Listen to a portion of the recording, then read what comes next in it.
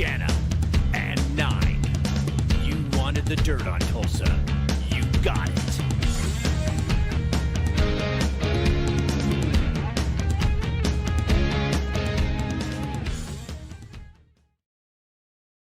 Hey, good afternoon, good evening. How you doing? This is Tulsa Music Stream. I'm Scott. This is 9, and that is Jana. Hello. And this is episode 48, and we have a post-Christmas special. So it's going to be a great one. We have the one and only from Great White, Mr. Jack Russell, will be joining us here shortly on Zoom. And if you would, please share the stream on your favorite Facebook pages, your favorite groups, your personal pages and all that good stuff, and tag some friends that may be interested in seeing us or hearing Jack. Also, we are on YouTube, and you can subscribe to that channel. We're on Twitch, and we are also on Twitter, in case you want to go and check us out on those platforms, or if you have some friends that may want to see us on those platforms, you can share those on those platforms as well. But how you guys doing? You guys have a good Christmas? Great. Yeah, Merry Christmas to all you rock and rollers out there. It's fantastic. Yeah. I'm going to turn my headphones down a little bit. Sorry. Yeah, we want to thank Kendra Gage, Ann Hunt, Debbie Cook, Brian Park, Mama Gay, Phil Bell Jr., and Stacy Ludgren for joining us. Thank you guys for being here very much. We're in for a really great episode. I also want to, while we're waiting for Jack to come in, I want to give a big shout out to Robbie Lochner, his guitar player. He's really been key in facilitating this interview with Jack tonight and been a super, super nice guy. And I'm really excited to talk to Jack and talk more about just this new, well, it's not new, it's their current lineup of Jack Russell's Great White. Robbie is a phenomenal guitar player, and he functions as the kind of the guy that keeps it together for the band, it sounds like. So we really appreciate him being here for us to facilitate this. We are waiting for Jack to come on in. It's still a couple minutes till. Let's talk a little bit about what we have coming up after this episode. We've got, next Tuesday, January 4th, is going to be episode 49 with the one and only JJ French of Twisted Sister. That's going to be at 6:30 p.m. Central. I want to rock! Yeah. It's going to be fantastic. And he's been super awesome to deal with as well. So it's just, we're just really fortunate to be able to be connecting with these people, catching up on their history, their stories. They have so many stories to tell. A lot of these guys got to live the life that we all wished we could have lived, making it big in music. But just being able to connect with them on a personal level and talk and hear these stories, it's just been a real treat. And so we're looking very forward to getting Jack on here with us. We are still waiting for his arrival. It's just now getting ready to turn 6, so we got more people to say hi to in the chat room. Don Freeman Hosterman, how you doing, girl? Yeah, Kelly Ensley's in the chat room as well. Dude, so, seriously, you go to any... Dustin Little, how you doing? You go to any bars and any band that plays Once Bitten, Twice Shy, it packs the dance floor. So the guy's responsible for some really epic tunes, man. Rock Me is such a great, great song, man. And we were talking earlier, and you want to talk about 80s ballads, man. Save Your Love off the Once Bitten album is just a beautiful, beautiful song. The Angel song. Yeah. That's an awesome song. It's probably Lady Red Light, and so many good ones, man. So we're excited to talk to Jack Russell. Definitely. And House of Love. House of Broken Love. That's another great song, man. What's the House of D. Snyder's? I don't know. House of Rock or something. That's for the next episode, isn't it? Right. It's easy to get them confused, isn't it? It is. It's Christmas haze. It is. Yeah. It's always a little bit of fly by the seat of your pants when you do it live and you don't edit it. But that's kind of part of the excitement. It's sort of an adrenaline rush. You always get to wonder, hey, are they going to show? But I'm going to go ahead and send a message to Robbie just to make sure that Jack does come on with us tonight. Right. Tell me a little bit while we're waiting about your Christmas and how it was, and you got to hang out with family, and you guys actually got to hang out with us for a little bit. Well, you guys are. I thought you were talking about you as being family. Well, we are. Okay. We are. I mean, it was like family all weekend long. Right? It was good. It was good. I mean, anytime I can. Every year that I get to spend Christmas with my mom is another great year. So totally, it was a good Christmas. Yeah, and the weather was perfect, man. All you people bitching about not having snow and the cold on Christmas, you bite your tongue because That was the best gift of all. Was 70-something degrees. That's right. Yeah. That's right. It was good. It was good. I know. I will say this though: we really do need some cold weather to come in here so that they can kill off. It can kill off these bugs because, man, my poor kitty cats are still kind of scratching a little bit. I'm not gonna lie. Scott, what did Santa bring you? Oh, so well, I thought I had a Porsche, but I did not. But no, I did put that up as a little funny. It looked cool, so I was like, "Hey, I'm gonna."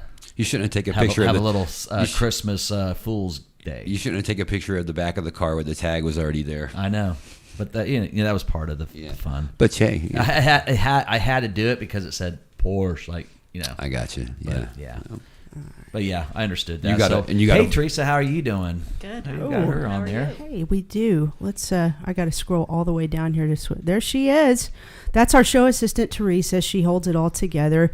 And when you guys get in the chat room, you don't know this, but she puts your name on the whiteboard. So, oh, sorry. Oh my gosh, I just messed up all that. It was cool. We switched around to some different screens there. Anyway, she puts your name on the whiteboard so we can give you guys a shout out and say hi to you. So apologize for my fumbling around here. I'm trying to do 5 different things.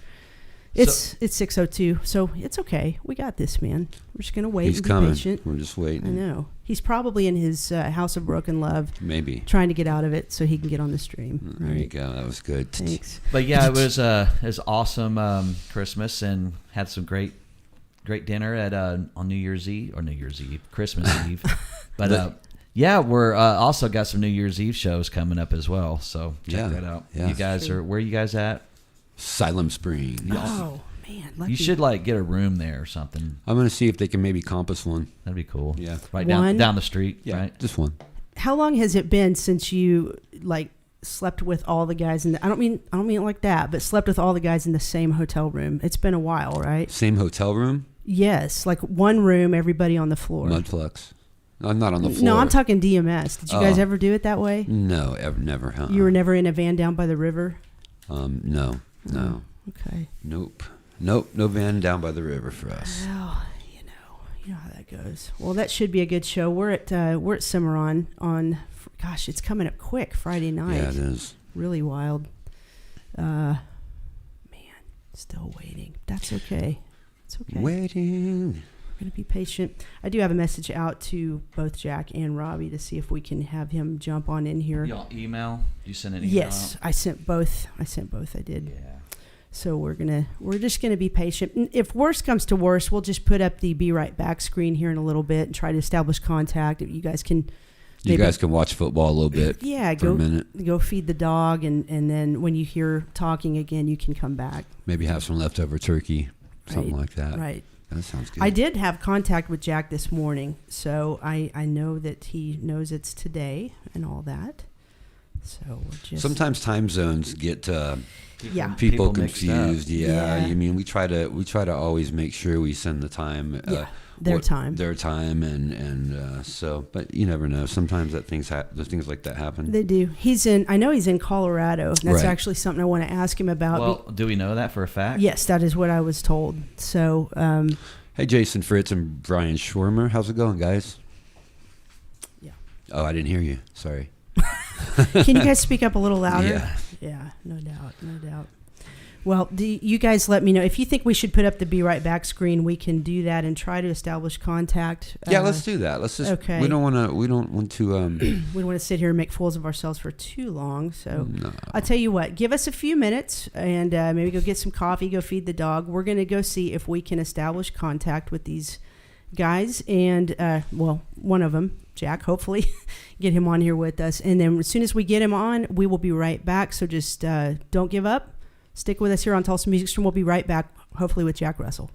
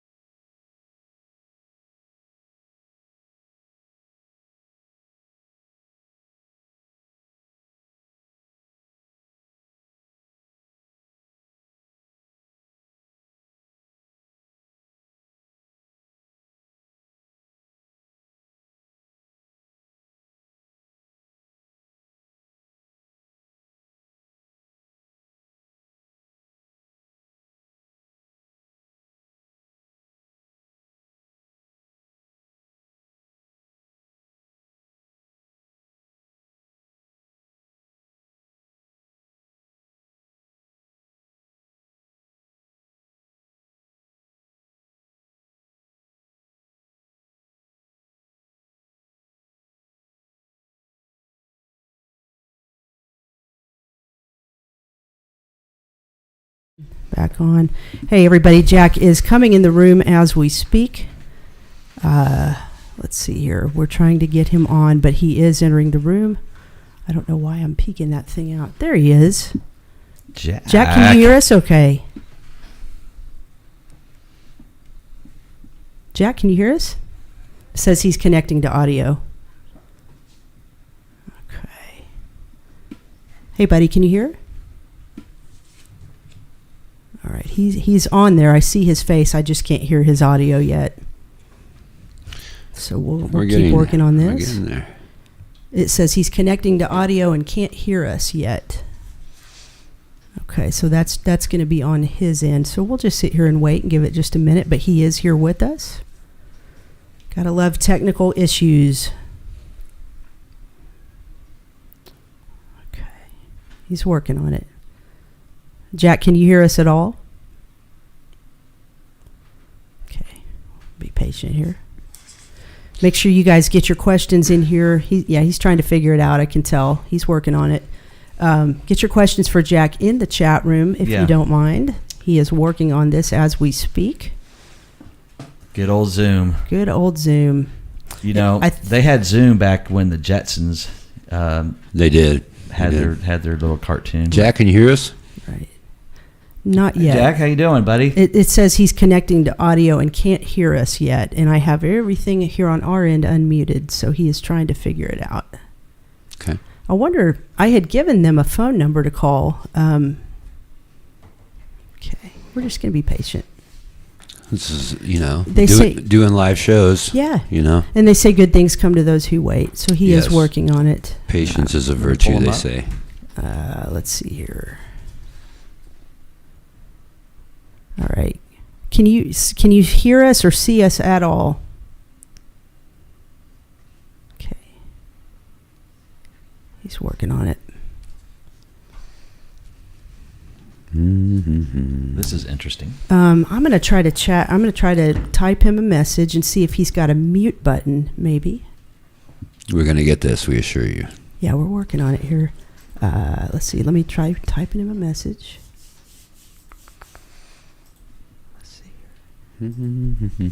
Christmas has got the lines all jammed up, man. Hey, guys. Hey, there he is. All right. Can you hear us okay? Yeah, I just had to figure one little button, Hey. So I'm down to that. Sorry I'm late. No, you It's are all good. absolutely fine. We appreciate you joining us the day after Christmas. I hope you're doing well. Thank you so doing much for good. being here.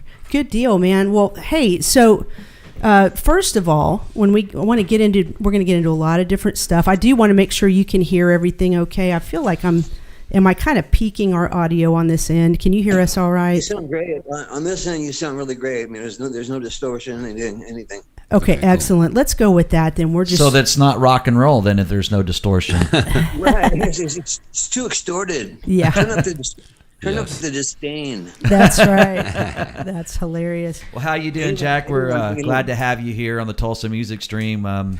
We're so honored to have you with us on the day after Christmas, and hope you had a great day yesterday. Yeah, how was your Christmas, Jack?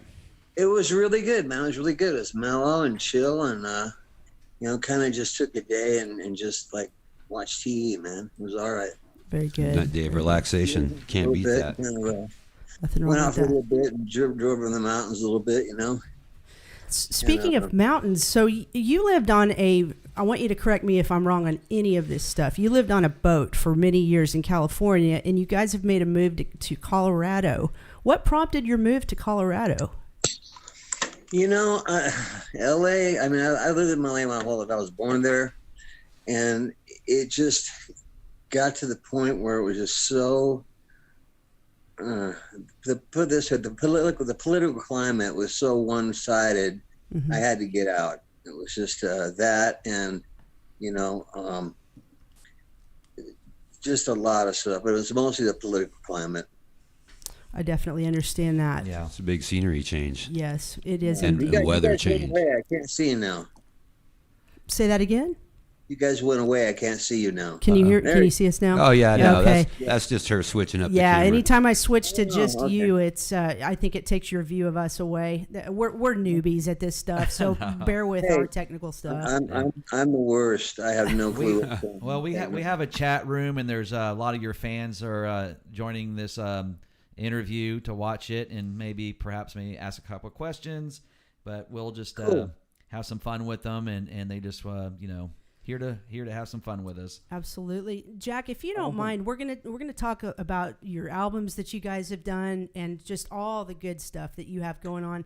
I want to start things off by pulling up your tour schedule because you guys have some really cool shows coming up. You guys are going to be playing in Watertown, South Dakota on New Year's Eve, and we know that's going to be a blast. And then this next one, Scott and I are so excited about because we are going to be there January 14th at the Rock Island Fest 2022 in Key West, Florida. So I really hope we get to meet you guys down there. Oh yeah, you guys are gonna be at the Rock Island thing? Absolutely. We are. And That's it's just really going to cool. it's going to be so cool. And then there's more dates. You guys get to go back to the Whiskey A Go-Go on February 3rd in West Hollywood. And then you've got dates.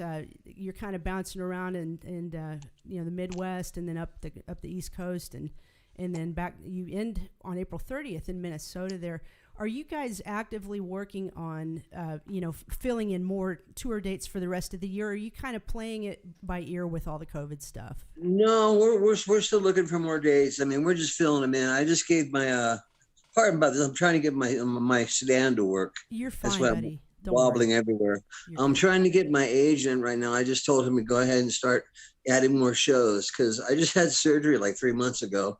They had to pull out, they cut my intestines, my stomach open, Oh, wow. and cut a bunch of scar tissue out of my intestines because I had a blockage. Wow. So, I mean, it was really scary because I walked in the hospital. I told them what was going on. They put me right on a gurney, right into the operating room. It was like that cool. And I was like, this can't be good. No. So 7 hours later, I come out and I'm like, oh my God, my stomach's killing me, Jeez. So how many surgeries is this now? I mean, this is Oh, are you kidding me, dude? Let's see. Let's go back to 2009 on my birthday when I shattered my femur. That was one. And that was a big one too. That was gnarly. yeah. Shattered my femur. And then let's see, the next one was I shattered my pelvis, and that all wired together. Then I broke my right hip. And then I had a bunch of bolts put in there. I tore my Achilles tendon. I have 3 screws down there. Wow. I got they just redid my left hip and put a hip replacement in about a year and a half ago. My God. Let's see what else. I had my colon burst in 2010. Have any of these surgeries affected the way you sing, especially the stomach ones, the intestine ones? Has that affected the way you sing? No. Oddly enough, and I'm really fortunate because I had worried about that. When I first got when I burst my colon, and they had to had a colostomy bag for 9 months. I can't even imagine. And no, you can't imagine. It's like the people that have those for their whole lives, man, my hat goes off to them and then some, because it is like not a fun place to be. And just trying to have a smile on your face when you're like that, it is super, super hard. No Wow. kidding. Now, the last time we saw you was here in Tulsa. You played at the IDL Ballroom, and I would think that was with Lita Ford, and that was an amazing show. You looked great. You sounded great. Yes. I couldn't tell you had any health issues, nothing. So how are you feeling today other than the surgery?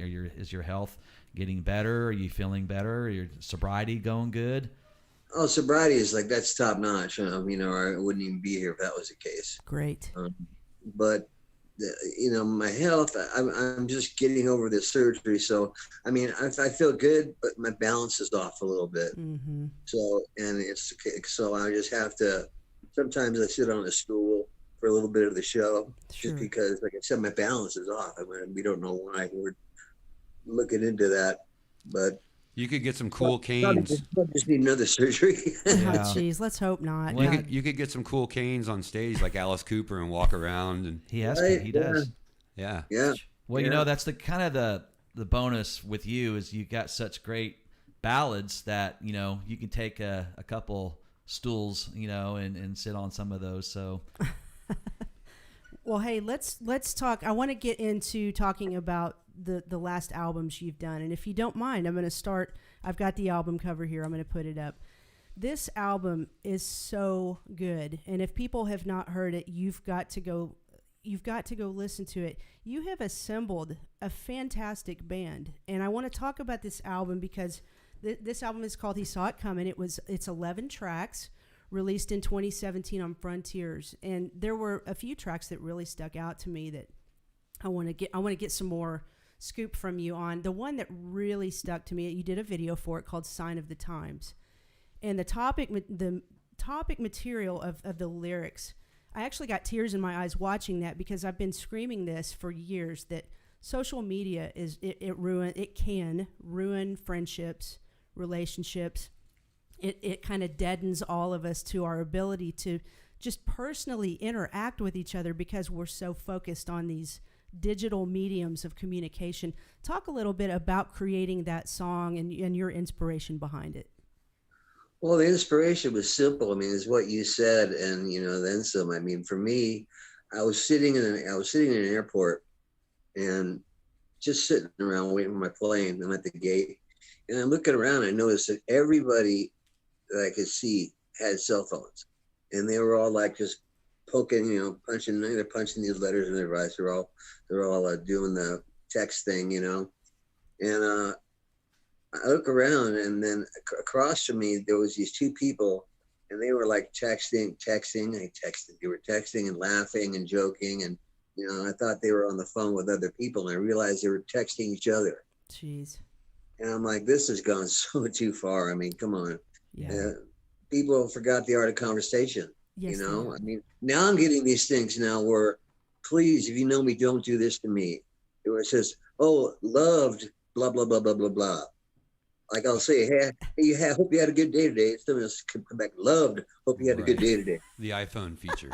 Right. Right. See, us Android users can't do that. Yeah. Like, hey, I got a carburetor day. Loved, got a carburetor day. Right. Yeah. So true, man. So true. Horrifying. You know what made that video additionally powerful besides the lyrical content and the amazing hooks in that song? It's such a good song. Was the pictures that are interspersed in the video, and it reminds me of my childhood. Probably reminds me of your childhood when it was such a simple, 1970s.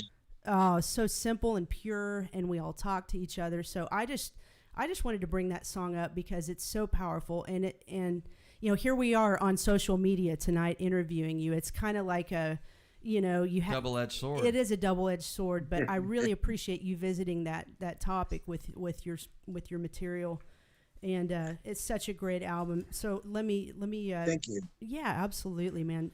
I also want to pull up another album cover. This is your Acoustic Bites. And anyone who's a musician, or well, even if you're not, let us just kind of tell you, when you strip your songs down to an acoustic level, boy, I mean, you don't have that fuzzy distortion and delay and reverb to hide behind. It's very naked and raw and bare. And you guys did such a masterful job of recreating these songs and doing them acoustically. Talk a little bit about the process of creating that album. Well, you know, we do a lot of acoustic shows. My guitarist and I will just go out, him and myself, and we'll do acoustic shows. So we're used to that. And my whole thing since I was, you know, started writing songs, I've always said that, you know, the only way you're going to know if a song is really a good song or not is if you can play it acoustically. I mean, if you can sit there with just guitars and a voice, and the song's good, then it's good. If it can't hold up, then you're wasting your time, you know, because you can add all the schmutz you want on it, but it's still going to be a rotten song. You know, you got to have it. It's got to sound good on its own. Absolutely. Yeah. Couldn't agree more. Jack, I want to ask you about the Los Angeles music scene in the late 70s and the early 80s. Tell us about your experiences. Dante Fox, right? Dante Fox, Yeah. yeah. God, that was, what was that, 1977? Yes, 77, 78.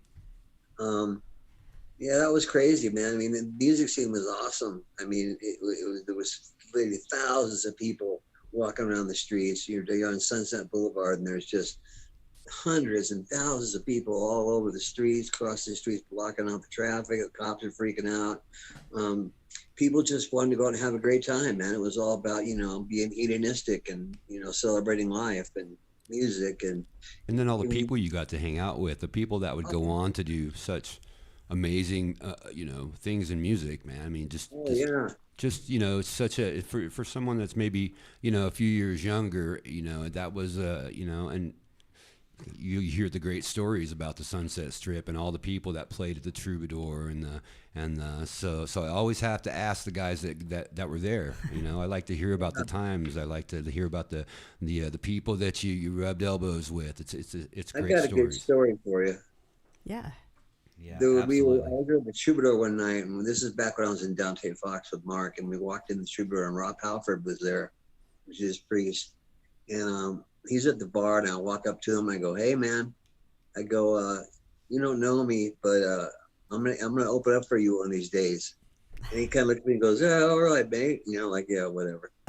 And 2 years later, I walk up to him at the arena, and I go, "Hey, Rob, 2 years ago, I came to a bar. I said that I'd be opening up for you in a couple of years. Well, here I am."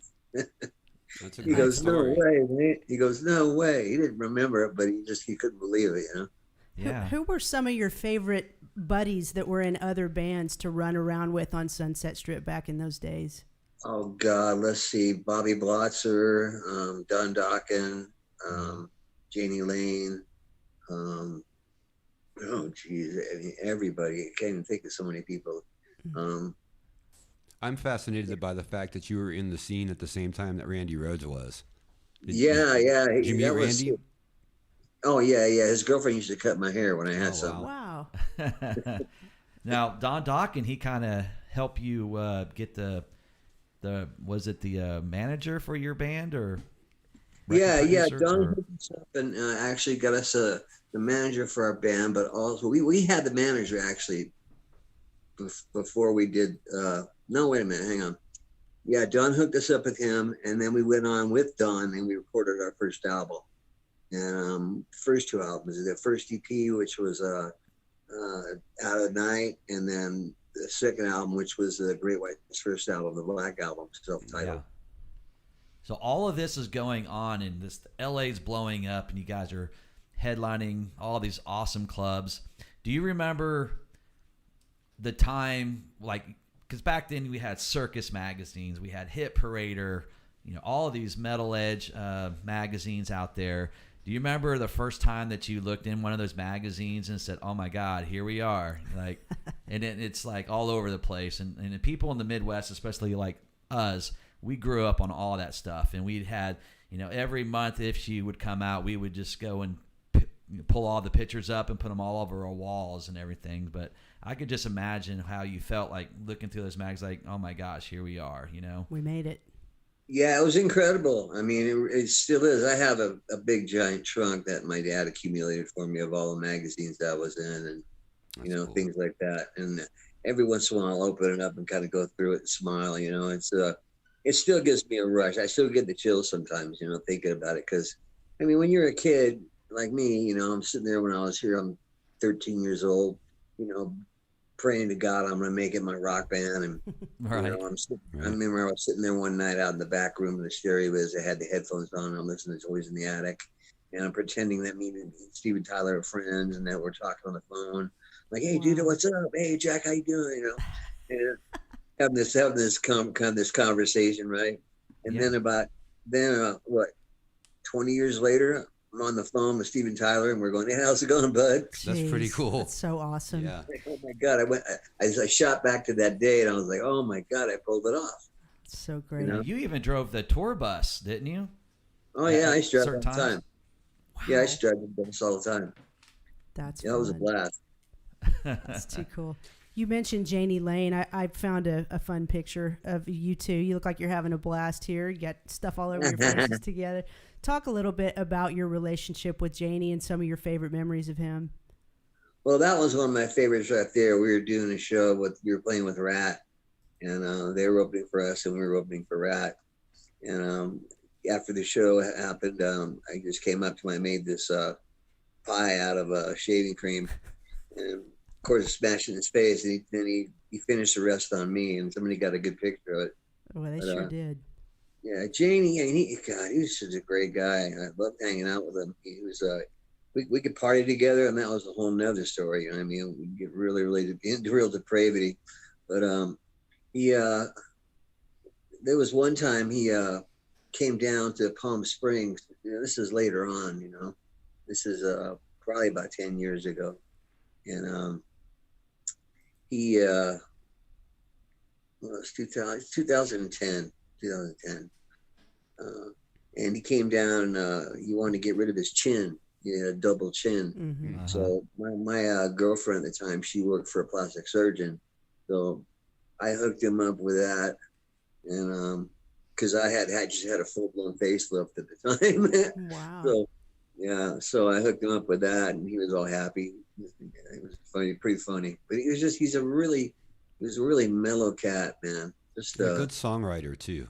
Great songwriter, Yeah. man. Great Yeah. songwriter. And a lot of people don't know that how much of those songs he actually wrote, you know, as opposed to the guitar players and stuff.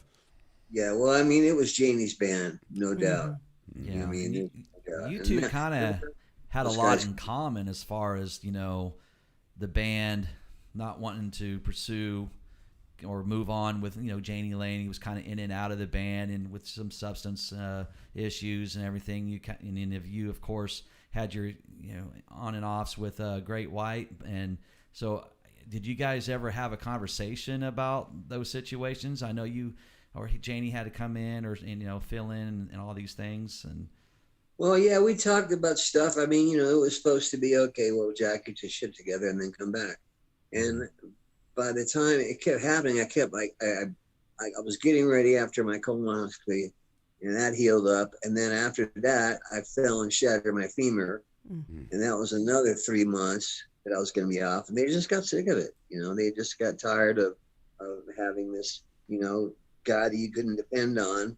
And, you know, who you don't know what he was going to do next, you know. And so I don't blame him at all. I don't blame him for not wanting to play with me. The only thing that I was ever upset of was nobody ever had the balls to call me and tell me, you know, like, hey, we don't want to play with you anymore. It's like, just pick up a phone, you know? No kidding. And that's a big decision to make because, you know, the voice of a band, I mean, it's rare that bands can go on with, you know, successful bands can go on with somebody else and still have that buzz about them or create an interest in them. So that's a big risk to take. Yeah.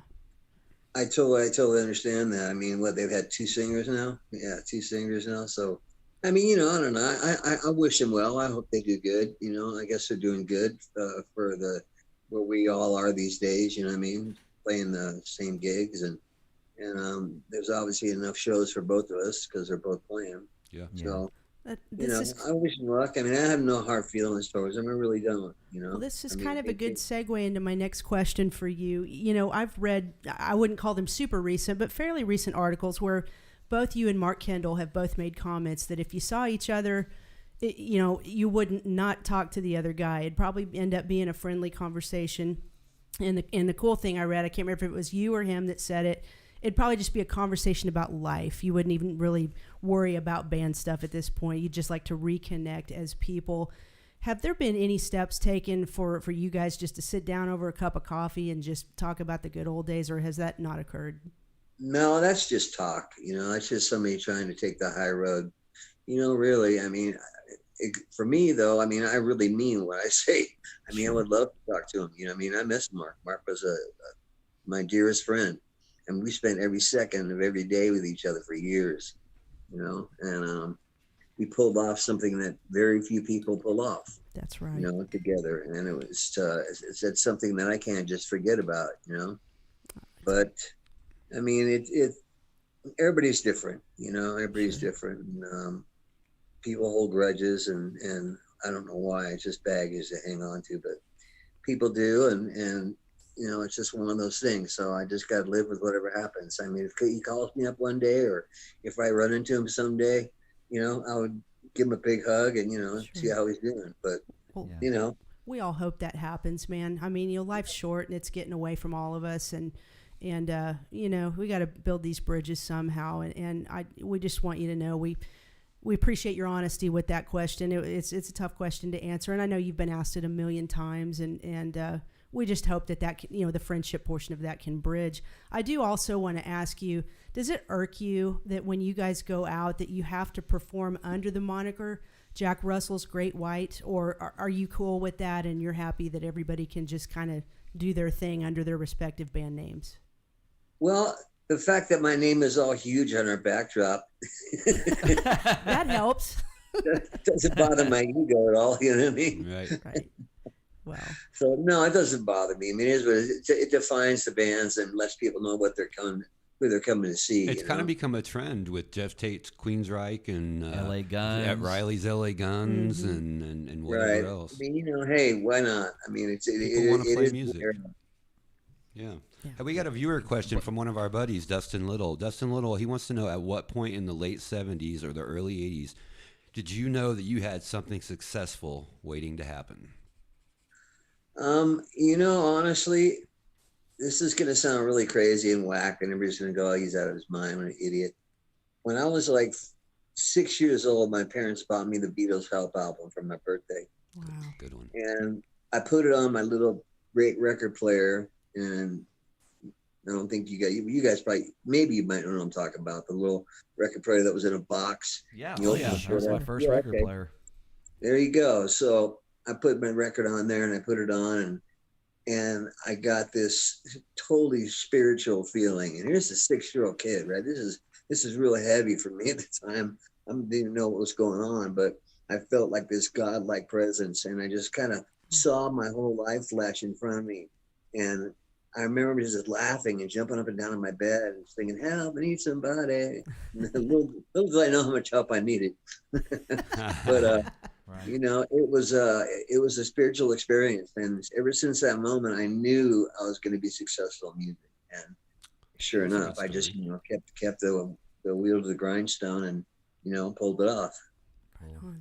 In today's era, there seems to be all of these, movies and documentaries of all these bands, and you're coming out, with all these, biopic?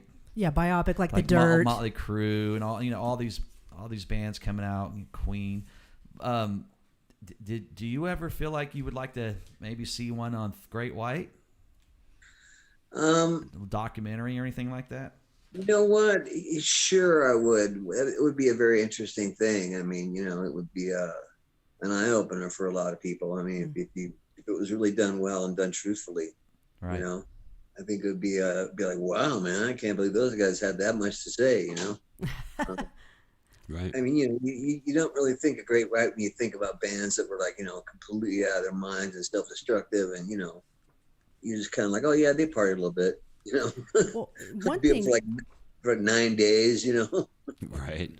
I was telling Scott, one thing that I've always kind of felt about Great White, we had that point in time where the music that you perform and that we love came to a screeching halt when grunge came in and kind of everything changed. But the thing about Great White, I always felt like you guys were more intelligent and possessed more depth in your writing and your lyric content. And I think that's why you guys stood above a lot of the other bands of that era, especially the ones that came in the end. And it was just the same thing regurgitated over and over, which kind of brings me to, I want to ask you, I personally feel like Great White did the best power ballads of that era. Yeah. And I personally would rank Save Your Love as number one. I agree with her completely. Angel Song is right up there. So here's a weird question for you. If someone came to you and said, okay, Jack, you have to pick one. You can only perform either Save Your Love or the Angel Song live for the rest of your career. Which one would you pick and why? Save Your Love. Well, I wrote that song in 1986 with a friend of mine who's passed on now, God rest his soul. And it was just one of those songs that kind of just fell out of the sky, I mean, I had the music, I listened to it, I sat there, and in one singular thought, I wrote the lyrics out from start to finish. It took me like 10 minutes, and then I was done with it. I looked up and I said, "Thank you, God," Yeah. because that's how amazing it was to me. Just that I just polished that song off in one thought. It was It's beautiful. It's spiritual, man. It's totally spiritual. I will admit to you now, it was a girlfriend song for me. One of those girlfriend songs, and it's an amazing song. Yes, it is. Amazing song. Yeah. Thank you very much. Yes. I was really happy with the version that we did on the acoustic album, because I took the lyrics a little bit. I really laid back on the lyrics a little bit. I just kind of pulled back on melody, and I really liked the way I performed that. Can't forget about House either. House of Broken Love. Of course not. Man. Yeah, that was a great one. Was it a great one? Yeah, for sure. I got a question for you. You see a lot of the singers from the 80s now that really struggle vocally. And I always say, if they knew they were going to still be singing them 30 years later, they might have tried not to sing them so high, because a lot of them can't hit. How about you? Do you is it still come easy for you? Is it do you have to take care of yourself a lot more now in your throat, or do something different than you did 30 years ago? Well, I do the same thing I did 30 years ago. I warm up. I started warming my voice up 6 hours before the show, with little scales. Here, like every hour and a half, I'll do a scale, and get in the shower with the steam, and it takes me a while to warm my voice up. I do it really, really gently, so that way, when it's time to sing, my voice is ready. Then when I get done singing, I warm my voice down. So there's a lot to it. It takes a lot of time in my day to do all this, but it's worth it. But after 30 some years of doing it, I'm like, oh God, I got to do this again. Right. Whatever works, though. I want to read another viewer comment for you. This girl is so sweet. She's one of our favorite people. She worked at the IDL Ballroom as the runner, so she would take a lot of you guys to and from the airport. And I want to read this to you. She said, "My favorite memory from when they did their show with us in December 2017 was taking them to the airport at like 5:30 in the morning. Jack was shotgun. He was asking me what I was doing for Christmas, then started singing me Christmas songs." So that's pretty cool. And she's such a great girl, and I'm glad she shared that, because that just shows your heart and your character to do that. That's cool. Oh, thank you. Christmas songs. Yeah, hey, nothing like bringing the year in with some Christmas carols. Absolutely. Hey, I want to do a Christmas album. I just haven't gotten around to it yet. Great White Christmas. You should totally do that. Before we move on to another topic, I want to go back to what you mentioned. You mentioned the remake of Save Your Love, and the video. God, that video rips your heart out. Talk a little bit about the making of that video and who shot and directed that and came up with the concept for that. That is a gut wrencher. To be honest with you, I'm going to be completely honest. I met the guy. I can't remember his name. I met him once for like 10 minutes, and we did the final shot, the cameo that I was in. Yeah. And the rest of it, he did all on his own. And I was just, as surprised as you were when I saw it. I was like, wow, okay, this is pretty cool, I wish the chick wouldn't have shaved the side of her head off, but I mean, I was thinking the same thing. It's like, oh, she's so pretty, but where's her hair? During the times, a little crazy with the big shaver, right? Yeah. During the time that you had the 3 huge albums, Twice Shy, Once Bitten, Hooked. You were making all sorts of like MTV videos, and I'm sure those days of making videos are completely different than the way they are being made today. Just like everything else in the music business, obviously. Right. Sure, absolutely. I mean, in those days you had, $1 million budgets, and, you had 40 people in the crew, and, you're setting up in arenas and, or wherever else you're doing the video. I remember one time we were playing in North Carolina. We got off the stage. We hopped in a Learjet. We flew from there to Palm Springs, California. Drove out in the middle of the desert, and there was this huge setup for us. Like, there was a bonfire, and there was all these amps everywhere, and there was all these big giant rocks, and we did the Desert Moon video out there, and it was just a blast. It was so much fun. Man, we get tired though. You just got off stage and you got to go do it all over again. Yeah, the budgets back then were definitely, nowadays technology's moved along, so you can make a video for a third of what they were making them for. But there was something about the videos back then that I don't know. Some of them were just really, really cool. When they first started out, it was kind of like a joke. You know what I mean? The videos are really, really poorly made. And, you know, they didn't know what they were doing. But after, you know, you get in the mid 80s and early 90s, you know, the videos were looking really, really good, you know? Mm-hmm. Sure. They Sure. were. No, I want to, you know, after doing a lot of research on you and, you know, going finding things, you know, all things Jack Russell, Great White, you know, I know you get a lot of the controversial questions, you know, about either when you were arrested or these things that, you know, the fire and all this stuff that goes on. And I don't want to get into that because I know you've answered all those questions and everything, but I do want to ask you, have you become accustomed to people constantly asking you those questions, or do you just, you know, since you've said it all, you said everything you needed to say, do you have anything else that you would want to say about that, or do you just cut it off and just move on? You know, honestly, people, I haven't been asked a question about the fire, and I can't remember how many years now.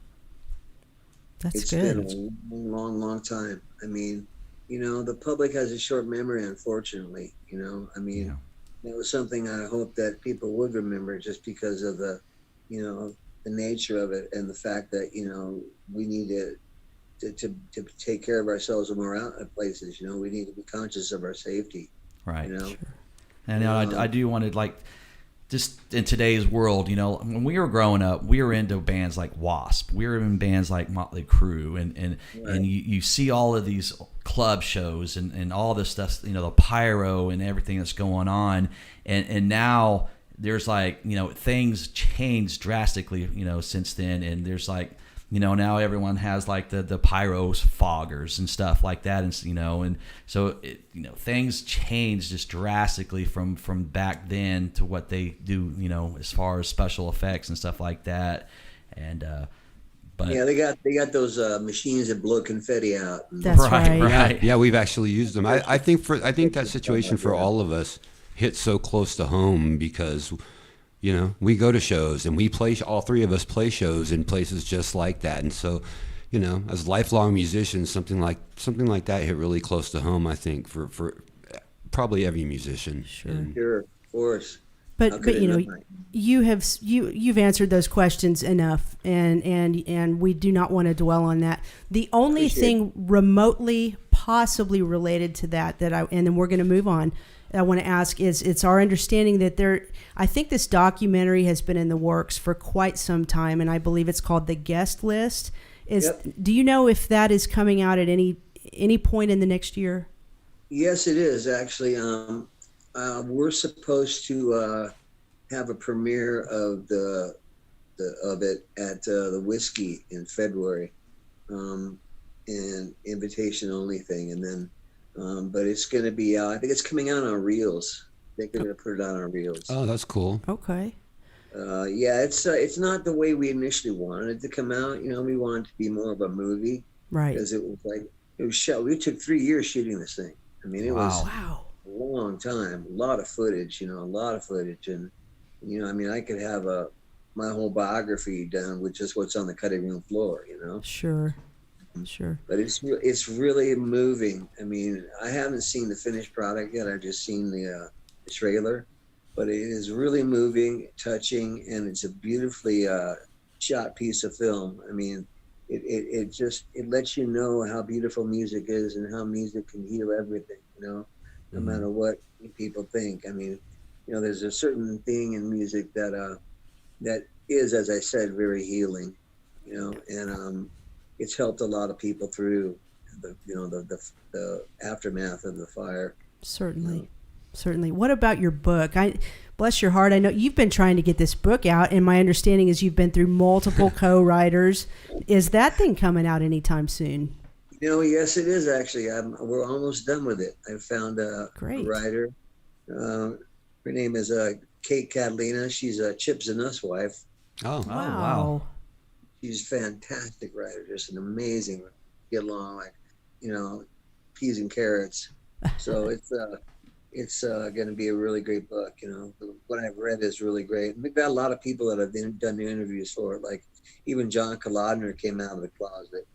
No, didn't come out of the closet, but I mean, Okay. You want to retract that? sorry, John, I didn't mean the closet. I mean, Yeah. you know, the Well, laundry you room. know, with The this laundry room. with this documentary and this book, you know, you're a pioneer of rock and roll. You know, you've had tons of ups and some downs, and just on your legacy, just in the rock and roll world, how best do you want to be remembered? You know, I just like to remember just as being a nice guy. You know, Mm-hmm. that's the biggest thing. You know, and secondly, a great singer and a great songwriter. You know, but you know, first thing, I just want to be remembered as a nice guy. You know, I try to treat people, you know, with respect and dignity, and treat them the way I like to be treated. You know. And it's obvious that you are a nice guy, you know, coming on with us here in Tulsa, Oklahoma, the day after Thank you. Christmas. That's very, very kind of you. We really appreciate you doing that. There's a couple more viewer comments I want to read to you. We won't keep you much longer here. Dave Mendenhall said, I still have the Great White Inquirer that was given out when you opened for Judas Priest in 1985. Wow. That is pretty Wow. awesome. That's amazing. I don't even have that. I haven't seen one of those in God, X amount of years since Wow. back then. That's Here's amazing. a couple more of your fans. David Reed says, "Love you, Jack," and Tom Guinea says, "Hey, Jack, been a fan of Great White since 1986." Yep. Well, lots of love for you here. And Jay Tracy says, I've seen Great White 17 times. Wow. Ooh. That's pretty cool. Now, I seen you at Rocklahoma in 2005, the first year that we had Rocklahoma, and it's been going on every year since. And I know you're probably, I don't know if you're feeling well or you're ill that night, or that day. It was in the afternoon. It was hot as hell, but you got out there and belted it and put on a hell of a show. And you know, there's not many singers that sound like that has your voice. Your Nope. voice is very unique. Yes. The only guy that I could say that's close to your voice, the way it sounds, was it Dave King from Fastway? It Well, just- I hear that when I hear that in that song. Say what you will. Yeah, yeah. Yes. But hey, I've Yeah. heard you do Zeppelin songs though, and man, Oof. I mean, you can pull off the Robert Plant, man, for sure. Thank you. Well, Yeah. I appreciate that, man. It's always been fun for me to do. You know, because You know, you just played in Kansas City not too long ago with Keel and Yeah. and our buddy Rick Fox Look at this. and you and Ron Keel right there. And he's awesome. wearing our Tulsa Music Stream shirt. So what this does right here with you on tonight is now we've had all three of you on, so we got the trifecta there. Man, there you go. The Yeah. trifecta. That's cool. we need to send Jack a shirt so he We can do. sport it too. I Definitely. was just gonna say that. You need to send me a shirt so I can Absolutely. Okay, we'll make that happen. We can definitely make that happen. Rick is a good friend of the show. He Yes. just moved to Missouri recently, and he helped us get in touch with you. He helped us get in touch with Robbie to get in touch with you, and we appreciate Rick's help in that. Yeah. Do you still have any kind of relationship with Lardy? No. That will never happen. And that will never happen. I mean, me and Mark, you know, if it ever comes down to it, yeah. But anybody else in the band, no. Yeah. There was so much stuff that went on that I don't want to get into and talk about, you know, I because it understand. leaves a bad taste in my mouth. Yeah. But, you know, some people do things and you can forgive them, and some people do things and I try to forgive them, but then I just can't seem to let it go, you know? It's So I understandable. figure if I don't need to be around it. I don't need to be around it. I can forgive him at a distance. Sure. Yeah, absolutely. Right. Yeah. But you never forget. And also, back to, was it Dante Fox? Yeah. What was it like playing with Richards from Wasp, Tony Richards? Tony was an amazing drummer. He started the band with us. That was our first drummer. Yeah. You know, it was me, Mark, a guy named Greg Meter played bass, and then it was Tony. We were a power trio with a singer, and Tony plays like he plays his left hand, and he hits his left hand on the hi hat and his right hand on the snare. Oh, so he plays open like that. Yeah. Cool. Yeah, it's really trippy. He plays like this, Yeah. And because he was self-taught, nobody ever told him like, hey, you need to, you play crossover. But he just learned to play the other way. But the guy is a frightening drummer. I hated to get rid of him, but at the time, he wouldn't quit drinking. He was drinking so much. I mean, he was literally falling off his stool on stage, and we had all kinds of problems with him. And I cried when we fired that guy because he was such a good friend.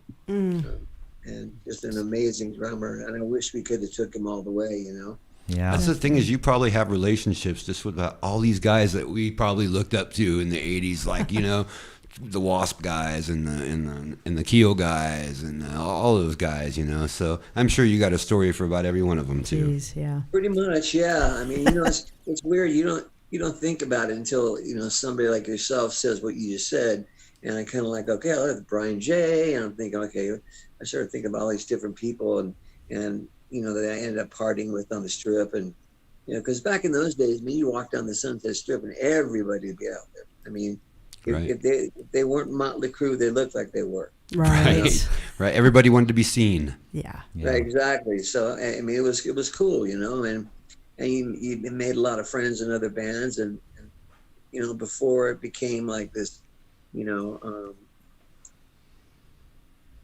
this competition thing, it was more of a camaraderie thing. I mean, we were all trying to go for the same brass ring, but we looked at it like this. There was just more than one ring. It wasn't like there was just one. Right. So it wasn't, we weren't like in this big fight, about who's the best band or who's, I'm going to play. Right. Right. It was a brotherhood. It was a brotherhood. Exactly. It kind of went away for a while, in the late 80s, early 90s. That kind of took a back seat, and people were just more into themselves.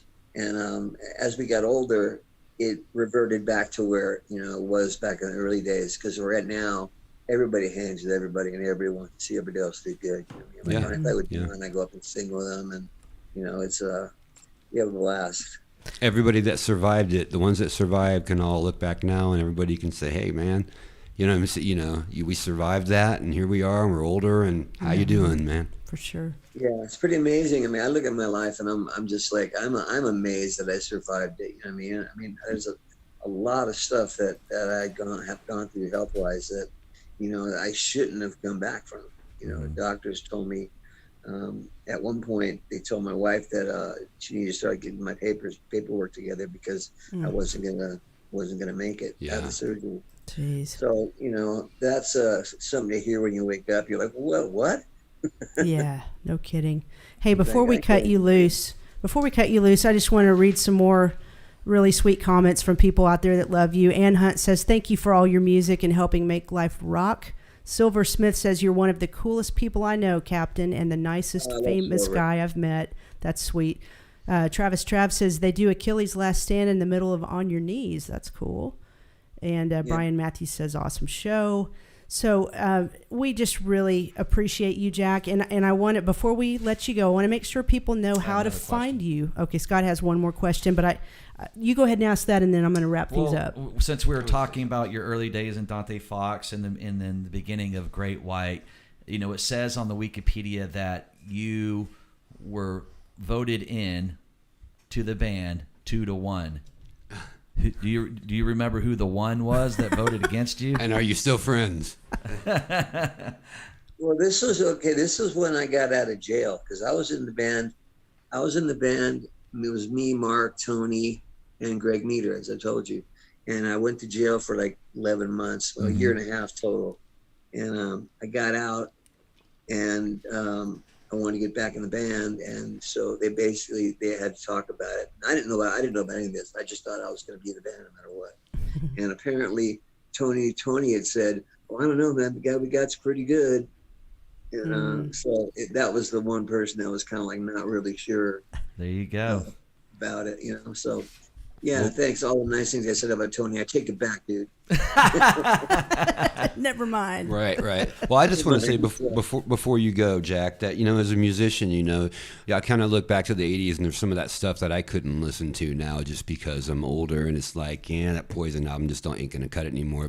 But I want you to know that, like, Rock Me, the Great White songs, man, those stand the test of time. Rock Me is probably one of the greatest rock and roll songs from that era, and along with the ballads, Save Your Love and the other ones she mentioned. So you've definitely left your mark. As a jaded and judgmental musician, you've left your mark. Thank you. That really means a lot, man.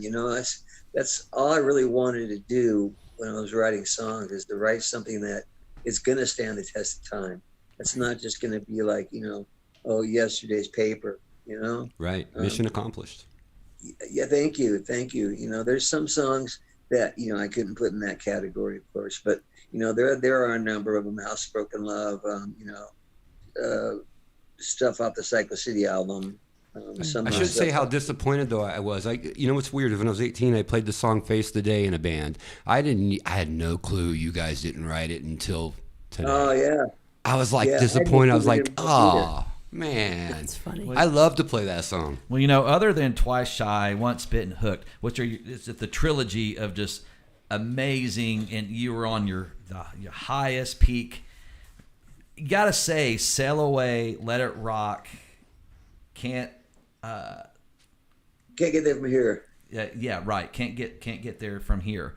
Those three albums are just as amazing, and people need to get out there and check out those three albums as well. Yes. Thank you. I love Can't Get There From Here. Is probably my favorite Great White album, hands down. Song for song, except for You Saw It Coming, which to me, and I know it sounds weird. It's Jack Russell's Great White album. It's not a Great White album per se, but that to me is a really good record. Well, listen, one more time, we want to put up your tour schedule that's coming up. So good to still have you out there rocking, Jack. It's so great. New Year's Eve, go see Jack Russell's Great White. New Year's Eve, Watertown, South Dakota. And then we're going to see you guys down there in Key West on the 14th. If you guys go visit JackRussellsGreatWhiteBand.com, you can find out everything you need to know about the band. I also want to quickly mention Cameo. Jack is also on Cameo, so if you're friends or family with a big Jack Russell fan, get on Cameo, ask Jack to send him a message, and I'm sure he will be glad to do that. Yes, we're going to send him one of those T-shirts. Yes, we are. You're going to be getting a shirt from us very soon. And there's people listening from all over the place. Yeah, there was this bunch of people from all over. A lot of love, man. A lot of love, but that's awesome. We truly appreciate you. We want to wish you guys, your family, your band, all the best, and we're definitely going to look forward to seeing you down in Florida. Have a great New Year, Jack Russell. We appreciate you being on Tulsa Music Stream. Thank you so much. My pleasure. You guys have been great. It's been a lot of fun. Thank you, Jack. buddy. Have a great night. You too. All right. Thanks, Bye-bye. bud. Bye-bye. Bye-bye, guys. There you go. Classy guy. Awesome. Wonderful. Give them some love. Let's see some hearts up there. I see the hearts been going all hour. Yeah, that was so. Wonderful. Give him some love. Again, share this interview. It will be posted up on YouTube. Well, it is on YouTube Live, Twitter, and Twitch. So if you guys are listening in on those platforms, share them on your pages of Facebook and whatnot. But man, we got a lot of people checking this interview out. We had Justin Barber, Silver Smith. Is that Silver Smith? Silver Smith. I love it. Awesome.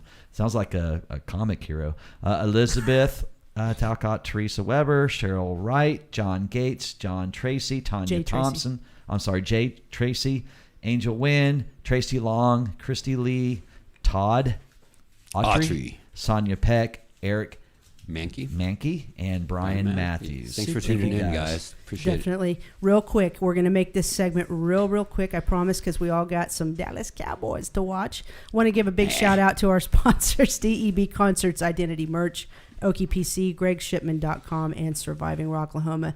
Thank you guys so much.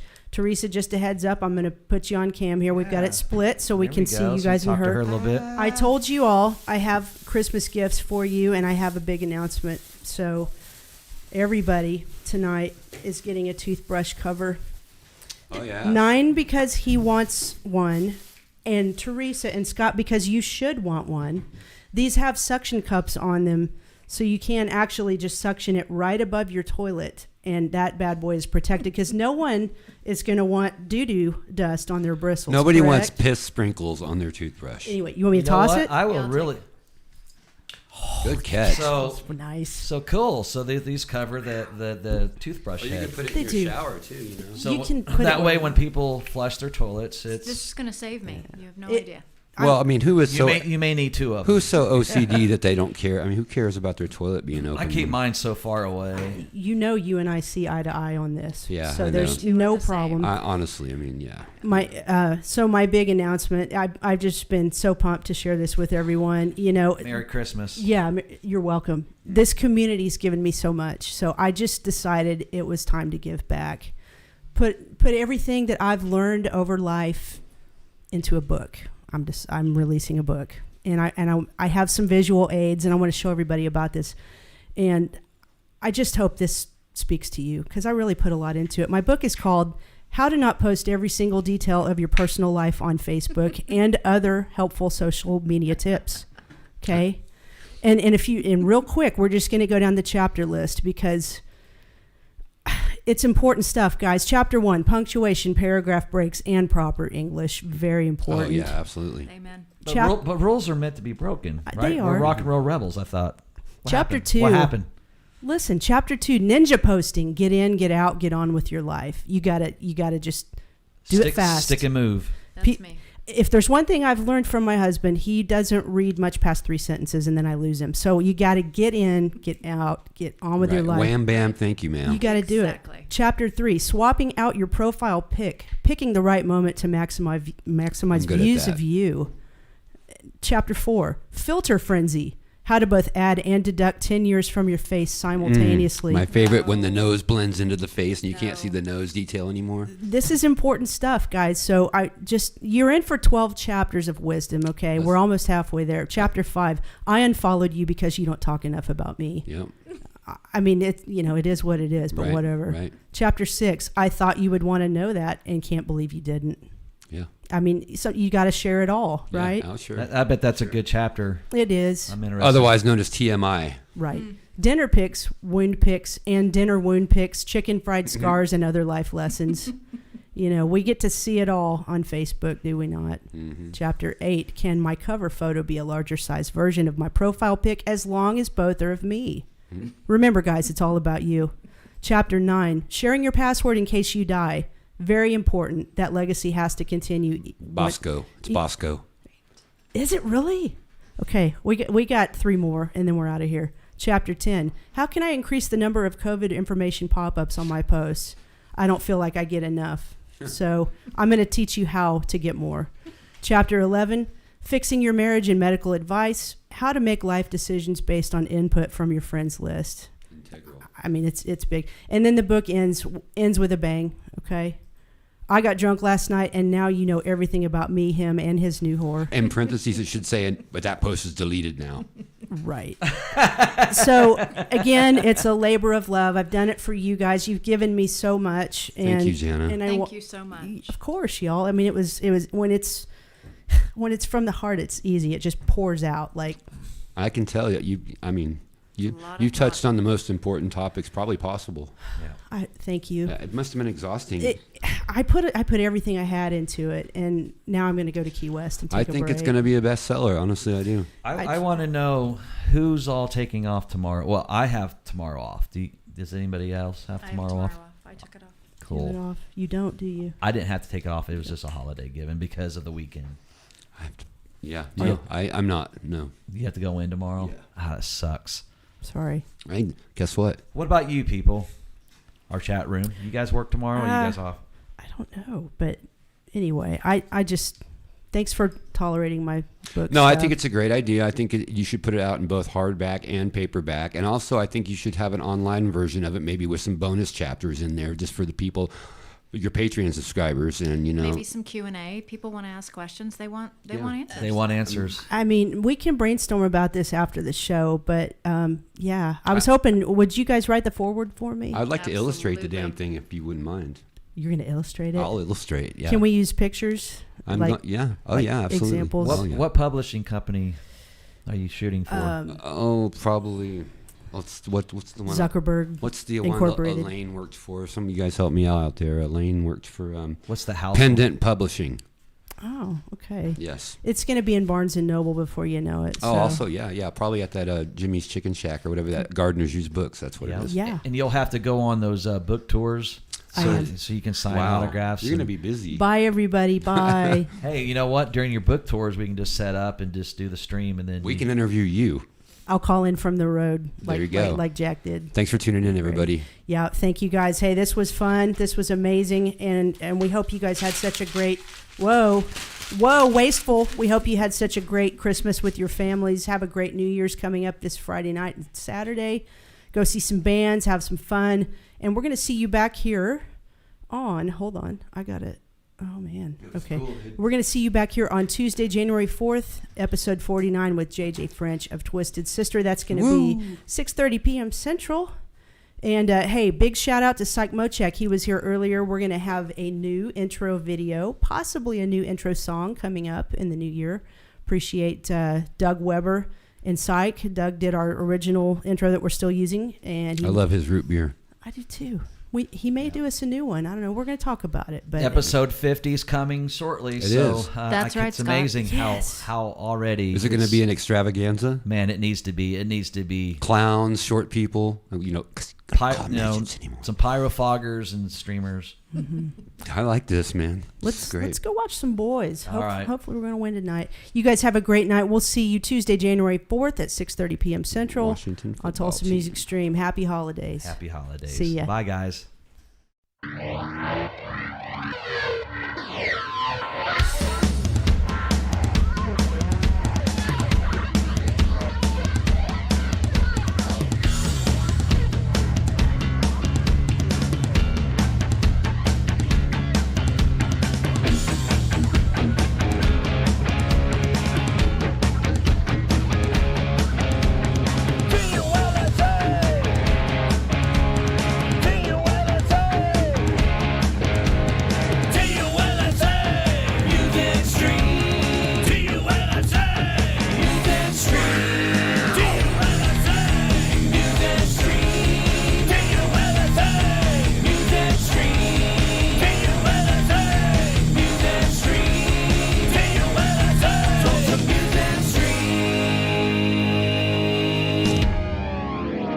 Nine 1 8